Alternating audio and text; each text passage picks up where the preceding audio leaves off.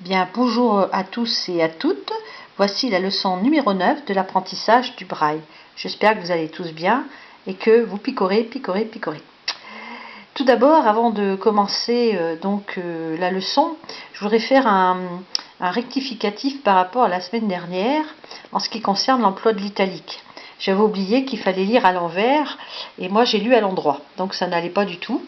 Alors vous voyez, par rapport à l'italique, je vous avais dit qu'il fallait mettre 2 points italique, 2 points. Alors en fait non. Donc on commence par mettre les 2 points, on met l'italique, on écrit au-delà de nos 3 mots, nos 2 mots, 2 de plus, et puis on ferme par une italique, on ne met pas les 2 points. Voilà, donc c'était un petit rectificatif à faire. Alors maintenant, en ce qui concerne les chiffres, comment fait-on pour marquer les centaines? Eh bien, les centaines, c'est très simple. On met le point la place qui annonce le point, le chiffre, pardon, et puis on va donc écrire notre chiffre. Voilà. Donc les centaines, c'est comme ça. Là, j'ai écrit 543. Par contre, quand on va passer au-delà de 999, eh bien, on tombe avec les 1000. Alors, comment fait-on? Alors, tout simplement, on annonce notre point, on met notre chiffre et on met une apostrophe. Voilà, pour annoncer que notre chiffre va au-delà des 1000. Hein? Voilà, alors je remontre.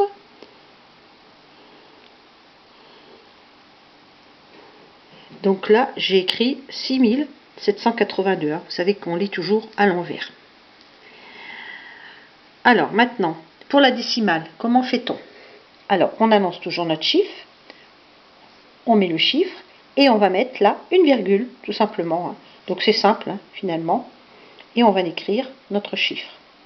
Donc ici, j'ai écrit 1,89. Alors, en ce qui concerne les dates, comment ça se passe? Bien, en fait, là, pour les dates, on ne va pas séparer les dates. Donc, on annonce notre chiffre et on va écrire ici 2022. Voilà, donc on ne va pas mettre là de points ni de virgule. Voilà. De même pour la date entière. Alors on annonce ici le chiffre, on va mettre notre date, les chiffres de la date où on en est. Alors ici c'est le 26. On va mettre un tiret quand même pour montrer que la date est séparée quand même, hein, le chiffre du mois, etc. On va mettre le mois, on met de nouveau un tiret, et puis on va mettre l'année. Voilà. Alors, de même également pour les dates comme 39-45 ou 14-18. Hein. Alors, on va mettre l'annonce du chiffre, donc là, 39. On va mettre le tiret, et on va mettre 45. Voilà. Alors, maintenant, pour calculer l'heure. Alors, donc il y a deux manières d'écrire l'heure. Soit on va mettre des tirets, 2 points, je veux dire, soit, eh bien, on va mettre carrément la lettre H. Alors là, on annonce donc le chiffre. On va mettre ici 13 heures et on va la séparer par les 2 points. Voilà. Alors, en ce qui concerne, si on veut mettre le H d'heure, et bien tout simplement, on va mettre le H ici. Et on n'écrira pas heure, hein. On met juste l'annonce du H. Alors ici encore, 13h25. Donc maintenant, on va passer aux signes du calcul. Alors, les signes du calcul, les voilà. Donc ici, on a le plus. Ici, on a le moins. Ici, on a le multiplié. Ici, on a le divisé.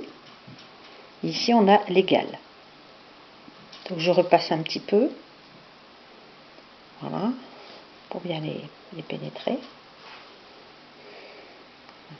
Alors, pour calculer, comment fait-on? En fait, il ne faut pas séparer les chiffres. Voilà, je m'explique. Alors, on annonce qu'on écrit un chiffre. On va écrire 4 ici. On va mettre divisé, puisque c'est le signe ici de diviser. 2, le chiffre, égale 2. Voilà, alors je repasse l'annonce du chiffre 4 divisé par 2 égale 2. Voilà. C'est tout simple en fait. Hein. Et bien sûr, si on veut faire autre chose après, il faudra toujours sauter une cellule. Hein. Bien, alors j'ai trouvé quelques termes mathématiques qui pourraient servir éventuellement. Donc on a le chiffre pi ici. Voilà, 3,14. Hein. Et puis là, on a la barre oblique. Et là, la barre oblique inversée. Eh bien écoutez, c'est la fin de tout l'apprentissage que je connais, que j'ai pu vous apprendre. J'espère que vous allez apprécier comme moi de pouvoir écrire en braille. Je voulais finir en vous montrant une tablette là, que j'ai acquise récemment. Alors vous voyez, celle-ci elle est beaucoup plus petite, mais elle est plus intéressante pour commencer parce que on peut enlever la barrette et la déplacer. Ce qui fait qu'en fait, on n'est pas obligé à chaque fois d'ouvrir la tablette pour savoir où on en est. Voilà. Donc on met notre feuille bien sûr, hein, qu'on ouvre par là. On ouvre la tablette par ce côté-là. Là, on n'ouvre pas sur le côté cette fois. Et puis, donc, au fur et à mesure qu'on écrit, on déplace. Voilà. On peut même le laisser. Si par exemple, on doit laisser notre travail, on sait où on en est rendu. Bien. Ben, écoutez, on se reverra quand même pour une dernière leçon, ce qui ne sera pas vraiment une leçon. Ce sera en fait un récapitulatif de tout ce que vous avez appris. Et puis faire peut-être quelque chose de général, si vous préférez apprendre de cette manière-là. Voilà, je vous souhaite une bonne continuation et je vous dis à la prochaine leçon. Au revoir.